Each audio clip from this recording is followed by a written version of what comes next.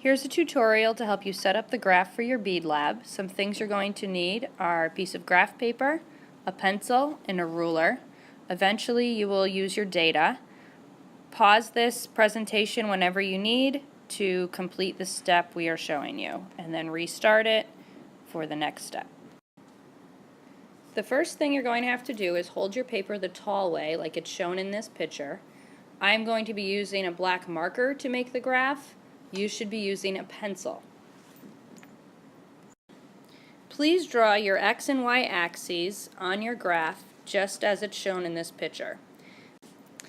The X-axis is placed 4 lines from the bottom of the paper, and the Y-axis is placed 5 lines from the left-hand side of the paper. Please draw your X and Y axes pretty close to the top of the page or the side of the page. We want to use as much of the space possible to create our graph. The next thing you're going to add are the labels for the X and Y axes. In this case, the Y-axis will be mass in grams. Please write the label far away from the axis so you have room to write your numbers on the line. The X-axis will be labeled with volume in milliliters, and please write that label close to the bottom of the paper, not near the line. You need room for your numbers. So now we're going to figure out the spacing for the Y-axis using this formula. You'll need a separate sheet of paper just to jot down some measurements. You don't want to be making these calculations on your graph. So to complete this formula, I need the largest mass that I recorded. If I look at this is my data, the largest mass I recorded is 81.6 grams. So I would write 81.6 grams divided by 37 lines. I counted the number of lines on my Y-axis, and it gives me an answer of 2.2 grams per line. So in this case, my answer is 2.2 grams per line. Now that's not a very useful marking on a graph. We would like you to round up to the nearest whole number.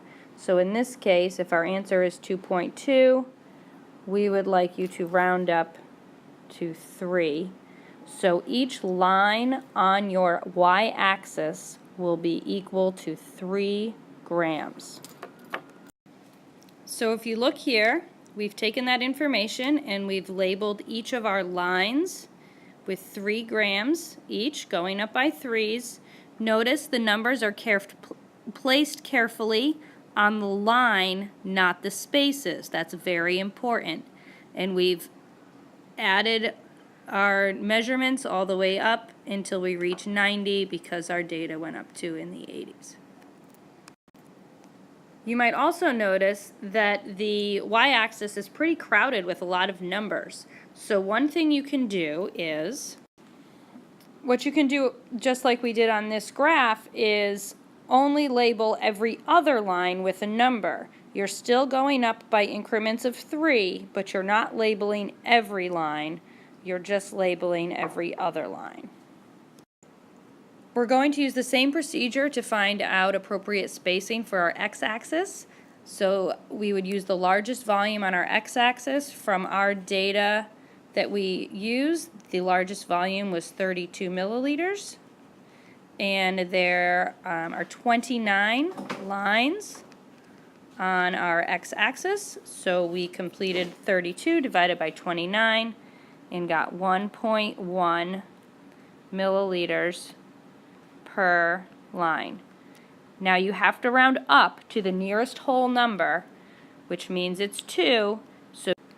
So each line on your X-axis is going to be equal to 2 milliliters. So if you look here, we've used the same idea of labeling our X-axis. Each line represents 2 milliliters, but we only labeled every other line, so the axis is not so crowded. It's important to note that although we have a graph set up for one person's set of data, your data is not the same as theirs. So you have to go through these calculations, figure out appropriate spacing for your data, and set up your graph. Please put your name in the bottom left corner of this graph. That way it will not interfere with any data we graph. And we'll also wait on placing the title until we know where our data is going to be. Good job, everybody. Good luck. See you tomorrow.